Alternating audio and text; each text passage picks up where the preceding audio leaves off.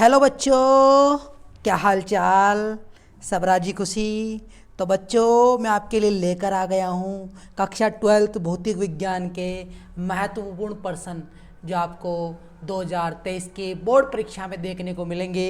तो आप एक बार इन 10 क्वेश्चनों को ज़रूर पढ़ के जाएं। अगर आपको ये प्रश्न अच्छे लगें और आपको लगे कि आने वाले हैं तो आप कमेंट बॉक्स में ज़रूर बताएं, जिससे कि मैं और क्वेश्चन आपके सामने ला सकूं, जिससे कि आप अपनी बोर्ड परीक्षा में धांसू तैयारी कर सकें, यानी आप 56 में से 56 नंबर ला सकें।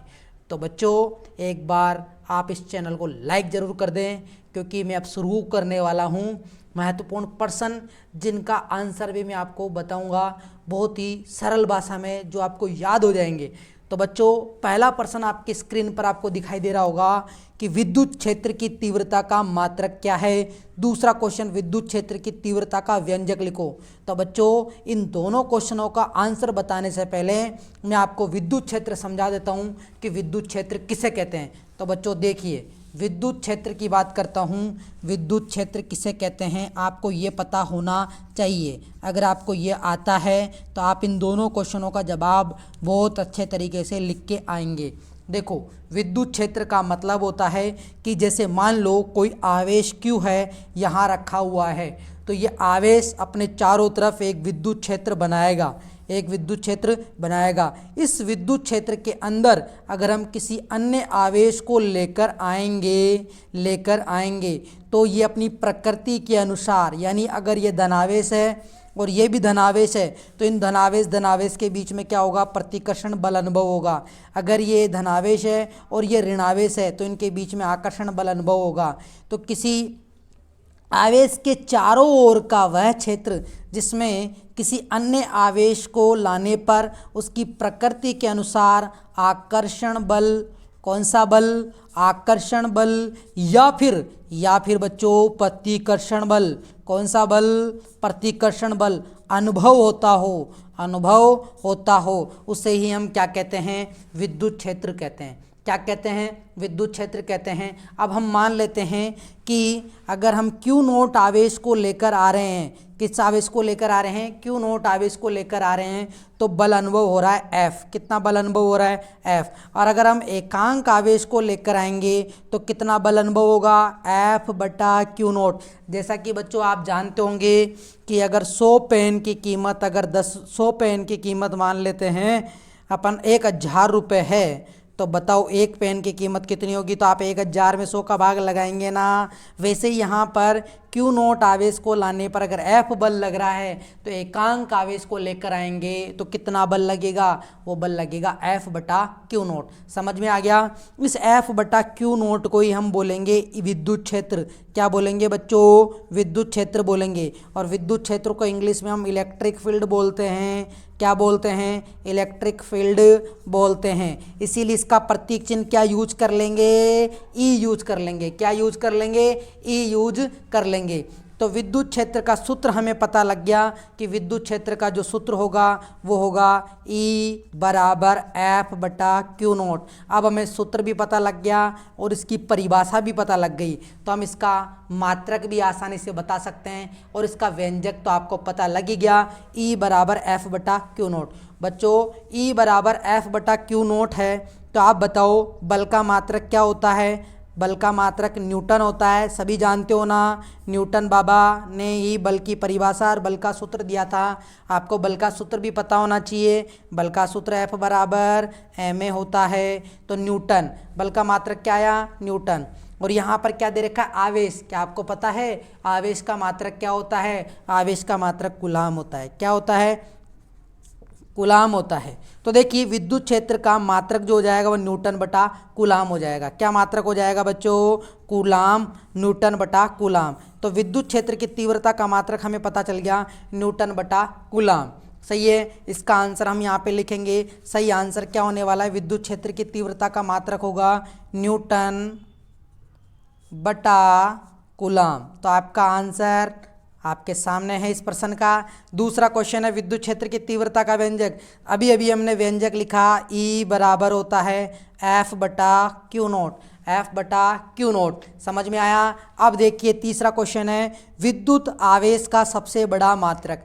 तो देखो आपको सबसे बड़ा और सबसे छोटा दोनों मात्रक पता होना चाहिए। देखो विद्युत आवेश का सबसे बड़ा मात्रक जो होता है वो होता है फेरड।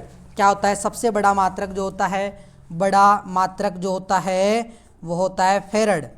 क्या होता है? फेरड होता है। और सबसे छोटा जो मात्रक होता है वो होता है फ्रैंकलिन। कौन सा होता है? फ्रैंकलिन होता है, फ्रैंकलिन। तो दोनों मात्रक आपको पता लग गए। तो अब आपसे क्वेश्चन में तो पूछा है, इसमें तो पूछा है कि आवेश का सबसे बड़ा मात्रक, तो क्या होगा? फेरड होगा। सही आंसर इसका फेरड। नेक्स्ट क्वेश्चन देखिए, नेक्स्ट क्वेश्चन है 4th नंबर का, वैद्युत फ्लक्स किसे कहते हैं, इसका मात्रक भी लिखो। तो बच्चों वैद्युत फ्लक्स किसे कहते हैं इसके बारे में हम जानेंगे पहले, और इसकी परिभाषा लिखेंगे, और इसका मात्रक क्या होता है वो भी हम इसमें जानेंगे। देखिए विद्युत फ्लक्स किसे कहते हैं, पहले आप ये समझना। फ्लक्स एक तरीके से मान लीजिए अपन कह सकते हैं संख्या को बताता है।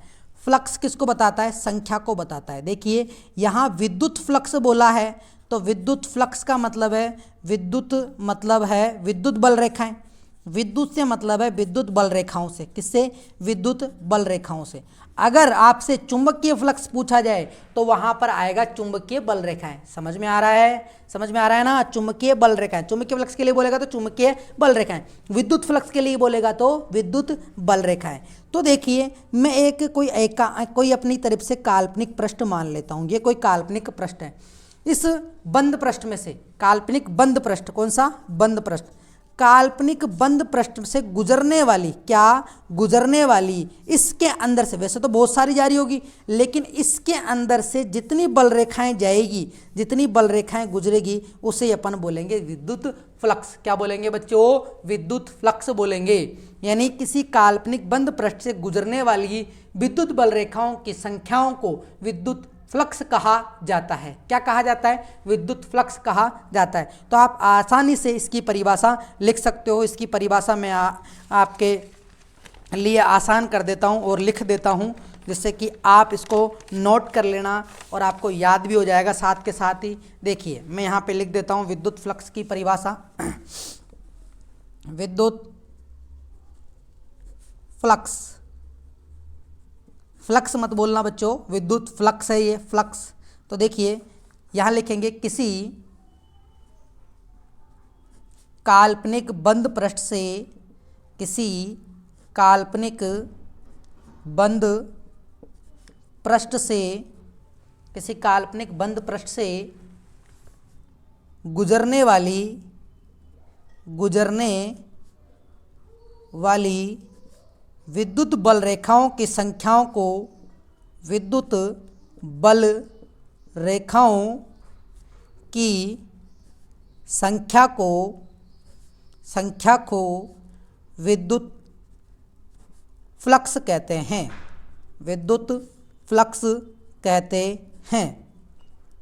इसे फाई ई से लिखते हैं या फिर व्यक्त करते हैं। इसे किससे लिखते हैं? फाई ई से लिखते हैं। इसका दूसरा पॉइंट, और इसका सूत्र, विद्युत फ्लक्स का जो सूत्र हो जाएगा वो फाई ई बराबर क्लोज इंटीग्रल, इसको बच्चों क्लोज इंटीग्रल यानी बंद समाकलन बोलते हैं, close integral E vector dot DS vector, E vector dot DS vector होगा। क्योंकि विद्युत बल रेखाएं गुजर रही है उसके कारण विद्युत क्षेत्र उत्पन्न होगा। और अल्पांश जो अपन ने यहाँ पे माना था, जो मैंने आपको यहाँ बताया, इसका क्षेत्रफल डीएस है, और ये विद्युत क्षेत्र की बल रेखाएं जो गुजर रही है इनका डॉट प्रोडक्ट ही। देखिए आप यहाँ पर एक और परिभाषा बना सकते हो कि विद्युत क्षेत्र और क्षेत्रफल सदिश का अदिश गुणनफल ही क्या कहलाता है? विद्युत फ्लक्स कहलाता है। तो डॉट प्रोडक्ट हो रहा है, तो डॉट प्रोडक्ट से जो हमें राशि मिलती है, जो राशि मिलती है वो कौन सी मिलती है? अदिश राशि। तो विद्युत फ्लक्स जो है कैसी राशि है? अदिश राशि है। क्योंकि डॉट प्रोडक्ट से हमें जो राशि प्राप्त होती है वो अदिश राशि प्राप्त होती है, जैसे कि कार्य भी एक अदिश राशि है। ओके, अब देखना, अब इसका मात्रक देखिए क्या होता है। मात्रक वैसे अगर ऐसा ही मात्रक अगर आपसे पूछे तो विद्युत फ्लक्स का ऐसा ही मात्रक जो होता है वो, तो इसका मात्रक हम सूत्र से बना देते हैं। विद्युत क्षेत्र की तीव्रता का जो मात्रक होता है वो न्यूटन बटा कूलाम होता है, न्यूटन बटा कूलाम होता है। और ds जो है क्षेत्रफल है और क्षेत्रफल का मात्रक मीटर स्क्वायर होता है। तो क्या हो जाएगा, न्यूटन गुणा मीटर स्क्वायर बटा कूलाम। ये इसका मात्रक हो गया। ये क्या हो गया, इसका मात्रक। तो विद्युत फ्लक्स की परिभाषा मैंने लिख दी है, आप भी इसे नोट डाउन कर सकते हैं या फिर इसका स्क्रीनशॉट ले सकते हैं। इस तरीके से आपको लिखना होगा और इसका मात्रक भी आपको बताना होगा। और ये कैसी राशि है, अदिश राशि है। अदिश राशि जो होती है जिसकी कोई दिशा नहीं होती है और मैग्नीट्यूड तो होता है। तो बच्चों आपको समझ में आ रहा है? अगर समझ में आ रहा है तो लाइक ज़रूर करें वीडियो को। और अब नेक्स्ट क्वेश्चन की तरफ बढ़ता हूं मैं। नेक्स्ट क्वेश्चन क्या दे रखा है, नेक्स्ट क्वेश्चन दे रखा है गाउस का प्रमेय तथा गाउस का नियम लिखो। तो बच्चों गाउस की प्रमेय या गाउस का नियम देखिए क्या है। गाउस की प्रमेय अगर आपको आती है तो आप गाउस के अनुप्रयोग बहुत आसान तरीके से कर सकते हो। तो गाउस की प्रमेय आने से पहले आपको विद्युत फ्लक्स के बारे में पता होना चाहिए। और विद्युत फ्लक्स के बारे में मैंने आपको अभी बता ही दिया कि विद्युत फ्लक्स जो है वो क्या होता है। तो देखिए गाउस प्रमेय क्या है, मैं यहाँ पे नोट डाउन कर देता हूँ गाउस प्रमेय को। गाउस प्रमेय क्या है, गाउस प्रमेय। गाउस प्रमेय यहाँ हम एक काल्पनिक बंद पृष्ठ मान लेते हैं। इस काल्पनिक बंद पृष्ठ के अंदर कुल आवेश जो हैं वो सिग्मा क्यू है। कितना है, सिग्मा क्यू, यानी बहुत सारे आवेश हैं। और सिग्मा क्यू का मतलब है बीजगणितीय योग। बीजगणितीय योग, कौन सा योग, बीज गणितीय योग, यानी आवेशों का बीजगणितीय योग है। और ये जो बंद पृष्ठ अपन ने माना है वो निर्वात में माना है। किस में माना है, निर्वात में। तो निर्वात की विद्युतशीलता जो होती है एप्सिलॉन नॉट। कितनी होती है, एप्सिलॉन नॉट। निर्वात की विद्युतशीलता को अपन एप्सिलॉन नॉट लिखते हैं और चुंबकशीलता को अपन म्यू नॉट लिखते हैं। तो निर्वात में रखा हुआ है इसीलिए निर्वात की विद्युतशीलता आएगी। तो गाउस की प्रमेय ये कहती है कि किसी काल्पनिक बंद पृष्ठ में उपस्थित कुल आवेशों का बीजगणितीय योग और निर्वात की विद्युतशीलता का अनुपात, निर्वात की विद्युतशीलता का अनुपात ही जो होता है वो विद्युत फ्लक्स के बराबर होता है। विद्युत फ्लक्स के बराबर होता है। यानी अपन लिखेंगे फाई ई बराबर जो होगा वो सिग्मा क्यू बटा एप्सिलॉन नॉट के बराबर होगा। ये गाउस की प्रमेय। वैसे अपन ने विद्युत फ्लक्स का सूत्र अभी भी जान लिया था कि विद्युत फ्लक्स का सूत्र तो फाई ई बराबर close integral E vector dot ds vector होता है बच्चों, ये भी अभी जाना था अपन ने। लेकिन गाउस की प्रमेय ये कहती है कि किसी काल्पनिक बंद पृष्ठ में विद्युत फ्लक्स का जो मान होता है वो उसके अंदर उपस्थित कुल आवेशों का बीजगणितीय योग और निर्वात की विद्युतशीलता के अनुपात के बराबर होता है, यानी बटा के सिग्मा क्यू बटा एप्सिलॉन नॉट के बराबर होता है। तो इसे आप बहुत आसानी से लिख सकते हो। यहाँ मैं शॉर्ट में लिख देता हूँ, किसी काल्पनिक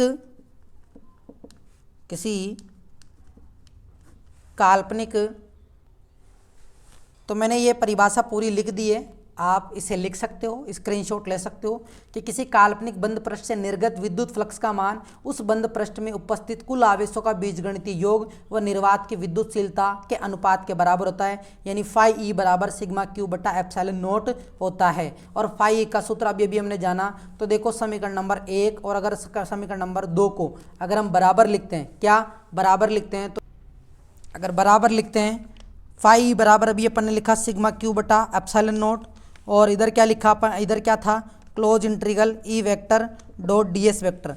अगर इन दोनों को समीकरणों को एक साथ लिख देते हैं तो इसे अपन गाउस की प्रमेय बोलते हैं। क्या बोलते हैं, गाउस प्रमेय। इसको अपन गाउस प्रमेय कहते हैं। तो ये गाउस प्रमेय भी आपको पता होना चाहिए क्योंकि अनुप्रयोगों में हम इस गाउस की प्रमेय का बहुत ज़्यादा उपयोग करते हैं। तो बच्चों आप लोगों को गाउस का नियम समझ में आ गया होगा। गाउस की परिभाषा, गाउस का नियम या गाउस का जो भी सूत्र है वो सभी आपके सामने मैंने लिख दिया है। एक बार आप इसे ज़रूर से देख लें। दोबारा से अगर आपको समझ में नहीं आया तो दोबारा से भी देख सकते हैं। ठीक है, अब नेक्स्ट क्वेश्चन की ओर। तो देखिए विद्युत विभव का मात्रक लिखो। क्वेश्चन है विद्युत विभव का मात्रक लिखो। तो विद्युत विभव का मात्रक आपसे पूछा है, तो क्या आपको विद्युत विभव के बारे में पता है क्या कि विद्युत विभव किसे कहते हैं। विद्युत विभव के बारे में अगर आपको नहीं पता है तो मैं आपको बता देता हूं कि विद्युत विभव का मतलब क्या है। देखिए अगर आप किसी आवेश को अनंत से लेकर आते हो, यानी यहाँ से पहले से कोई विद्युत क्षेत्र उपस्थित है, इसके अंदर आप किसी आवेश को लेकर आते हो तो कार्य करना पड़ता है। क्या करना पड़ता है, कार्य करना पड़ता है। तो वो कार्य ही जो है वो विद्युत विभव कहलाता है। वो कार्य क्या कहलाता है? विद्युत विभव कहलाता है। इसीलिए विभव का सूत्र आप लिखते हो V बराबर W बटा क्यू नोट, यानी आप एकांक आवेश को लेके आ रहे हो तो किया गया कार्य विद्युत विभव के बराबर होता है। यानी क्यू नोट अगर 1 कूलाम है तो W बराबर क्या होगा? V होगा। अब आपसे मात्रक पूछा है तो बच्चों आपको मात्रक बताने से पहले सूत्र तो पता होना चाहिए ना। तो सूत्र V बराबर W बटा क्यू नोट है। W बटा क्यू नोट है तो आप यहाँ से लिख सकते हो कार्य का मात्रक होता है जूल और आवेश का मात्रक होता है कूलाम। आवेश का मात्रक क्या होता है? कूलाम। इस जूल बटा कूलाम को बच्चों इस पूरे को ही अपन क्या बोलते हैं? बोल्ट बोलते हैं। तो आप इसका मात्रक जो लिखोगे विद्युत विभव का मात्रक आप केवल क्या लिखेंगे? आंसर में बोल्ट लिखेंगे। यानी आपको सूत्र पता होना चाहिए, उसके बाद में आप मात्रक, तो आप लिख सकते हैं जूल बटा कूलाम बराबर बोल्ट। ये होगा विद्युत विभव का मात्रक आप लोगों को पता लग गया। सूत्र क्या होगा? V बराबर W बटा क्यू नोट। नेक्स्ट क्वेश्चन क्या है? विद्युत धारा तथा अनुगमन के बीच में संबंध लिखिए। देखो बच्चों, विद्युत धारा और अनुगमन वेग को अपन अपवाह वेग भी बोलते हैं। अपवाह वेग जिसे इंग्लिश में ड्रिफ्ट वेलोसिटी बोला जाता है, और इसे VD से व्यक्त करते हैं। किससे व्यक्त करते हैं? VD से व्यक्त करते हैं। तो देखो विद्युत धारा जो होती है वो अपवाह वेग के क्या होती है? समानुपाती होती है, क्योंकि इसका जो सूत्र आता है वो आता है I बराबर NAEVD। NAEVD तो आप देख सकते हैं सूत्र में I जो है समानुपाती आ रहा है किसके? VD के। तो इसलिए हम कह सकते हैं विद्युत धारा और अनुगमन वेग के बीच में जो संबंध होता है वो I समानुपाती VD होता है। तो इस तरीके से हमने 7वां प्रश्न भी समझ लिया। अब देखो नेक्स्ट क्वेश्चन बहुत इंपॉर्टेंट है। बायो सावर्ट का नियम लिखो। किसका नियम लिखो? बायो सावर्ट का नियम लिखो। तो बच्चों बायो सावर्ट का नियम देखिए क्या होता है। बायो सावर्ट का नियम, बायो सावर्ट का नियम, बायो सावर्ट का नियम ये कहता है कि जो अल्पांश के कारण, जैसे कि मान लेते हैं अपन एक तार है और इस तार का अपन ने एक अल्पांश ले लिया, इस अल्पांश की लंबाई dl है और यहाँ से स्मॉल r दूरी पर इस बिंदु पर चुंबकीय क्षेत्र का मान कितना होगा? तो वो निर्भर करता है कि इस धारावाही अल्पांश में से कितनी धारा बह रही है, यानी उसके तो समानुपाती, और इसका जो घटक आता है dl साइन थीटा, इसका जो घटक आता है dl साइन थीटा उसके समानुपाती, और यहाँ अल्पांश से इस बिंदु P के बीच की दूरी जैसे कि r है इसके वर्ग के व्युत्क्रमानुपाती होता है। तो बायो सावर्ट के नियम से हम चुंबकीय धारावाही अल्पांश के कारण उत्पन्न चुंबकीय क्षेत्र का मान बताते हैं, और वो धारा के समानुपाती, dl साइन थीटा के समानुपाती और बीच की दूरी के वर्ग के व्युत्क्रमानुपाती होता है। अगर हम इस समानुपाती चिन्ह को उठाते हैं तो यहाँ पर एक नियतांक आता है जिसे अपन μ0/4π कहते हैं। तो b बराबर μ0/4π I dl साइन थीटा बटा r²। ये बन गया इसका सूत्र। ये इसका सूत्र हो गया। ये आपको याद होना चाहिए बायो सावर्ट का नियम। अगर आपको इसका पूरा वीडियो देखना है तो मेरे चैनल पे जाके देखें। नेक्स्ट क्वेश्चन देखिए क्या है। नेक्स्ट क्वेश्चन ये है कि विद्युत चुंबकीय स्पेक्ट्रम में सबसे अधिक तथा कम तरंग दैर्घ्य की तरंगों का नाम बताओ। तो बच्चों विद्युत चुंबकीय स्पेक्ट्रम, सबसे पहले आपको ये पता होना चाहिए कि विद्युत चुंबकीय स्पेक्ट्रम होता क्या है। तो बच्चों विद्युत चुंबकीय स्पेक्ट्रम जो है उसको, वो एक तरीके का स्पेक्ट्रम है जिसके अंदर हम तरंगों को अपन तरंग दैर्घ्य के बढ़ते या घटते क्रम में लिखते हैं। बढ़ते या घटते क्रम में लिखते हैं। तो मैं आपको एक ट्रिक बताता हूँ। ये ट्रिक है रामीलुक्सी, LUXY। ये जो मैंने लिखा है ना, ये विद्युत चुंबकीय स्पेक्ट्रम की सभी तरंगें हैं, और ये तरंगों का जो क्रम है वो लैम्बडा के घटते हुए क्रम में, लैम्बडा के कौन से क्रम में? घटते हुए क्रम में है। तो देखिए RA का मतलब है रेडियो तरंग, M का मतलब है माइक्रोवेव, इंफ्रारेड, L का मतलब light, UV rays, X rays, gamma rays. ठीक है, अगर आपको इसका पूरा वीडियो देखना है, मैंने शॉर्ट वीडियो डाल रखा है, वहाँ पर आप इसके बारे में पूरी जानकारी प्राप्त कर सकते हैं। हमें तो मेन आंसर देना है। तो यहाँ पे देखिए तरंग दैर्घ्य का कौन सा क्रम है? घटता हुआ क्रम है। तो हमने तरंग दैर्घ्य के घटते क्रम में इसको जमाया है, तो यही क्या है? विद्युत चुंबकीय स्पेक्ट्रम कहलाता है। क्या कहलाता है? विद्युत चुंबकीय स्पेक्ट्रम कहलाता है। क्वेश्चन में हमसे पूछा है कि सबसे अधिक तथा कम तरंग दैर्घ्य की तरंगों का नाम बताना है। सबसे अधिक कौन सी होगी? देखो रेडियो तरंग जो होती है वो बहुत लंबी दूरी से आती है, क्योंकि रेडियो तरंगों के लिए तरंग दैर्घ्य का मान ज़्यादा होगा तभी वो आ पाएगी। जैसे कि लाल रंग की तरंग दैर्घ्य सबसे ज़्यादा होती है जो दूर से दिखाई दे जाती है, तो दूर से आती है रेडियो तरंगे। तो रेडियो तरंगे जो हैं उसकी तरंग दैर्घ्य जो होती है, रेडियो तरंग की तरंग दैर्घ्य सबसे अधिक, और सबसे कम किसकी होती है? सबसे कम होती है गामा की। सबसे कम किसकी होती है? गामा तरंग की। तो बच्चों इस तरीके से अपन विद्युत चुम्बकीय स्पेक्ट्रम का के पैटर्न को याद भी कर सकते हैं रामी लुक्सी के नाम से। और सबसे अधिक और बीच की भी आपसे पूछे, जो भी आपसे पूछा आप बता सकते हो। तो सबसे ज़्यादा तरंग दैर्घ्य रेडियो तरंग की होती है, और सबसे कम किसकी होती है? गामा तरंग की। किसकी होती है? गामा तरंग की। तो आपको ये क्वेश्चन भी समझ में आ गया होगा। अब बढ़ते हैं नेक्स्ट क्वेश्चन की तरफ। नेक्स्ट क्वेश्चन क्या दे रखा है? नेक्स्ट क्वेश्चन है विद्युत चुम्बकीय तरंगों में चुंबकीय ऊर्जा घनत्व का सूत्र लिखिए। देखिए ये क्वेश्चन आपको याद ही रखना होगा, क्योंकि ये चैप्टर नंबर 8 में से चैप्टर नंबर 8 जो है वो याद करने वाला है। तो आपको चुंबकीय ऊर्जा घनत्व का सूत्र याद रख लेना है। तो बच्चों चुंबकीय ऊर्जा घनत्व का जो सूत्र होता है वो होता है U B बराबर 1/2 B RMS का होल स्क्वायर बटा म्यू नोट। यहाँ पर ये जो BRMS दे रखा है वो क्या है? वो चुंबकीय क्षेत्र का वर्ग माध्य मान है, क्योंकि RMS का मान होता है रूट, M का मतलब होता है मीन, और S का मतलब होता है स्क्वायर। क्या होता है? स्क्वायर। तो वर्ग माध्य मान है। और ये म्यू नोट क्या है? चुंबकशीलता है। म्यू नोट चुंबकशीलता कहाँ की? निर्वात की चुंबकशीलता। एक बार दोबारा लिख देता हूँ, चुंबकशीलता है। ठीक है, इस तरीके से हमने 10 प्रश्नों का उत्तर भी जाना और उससे संबंधित बहुत सारे हमने क्वेश्चन भी जाने।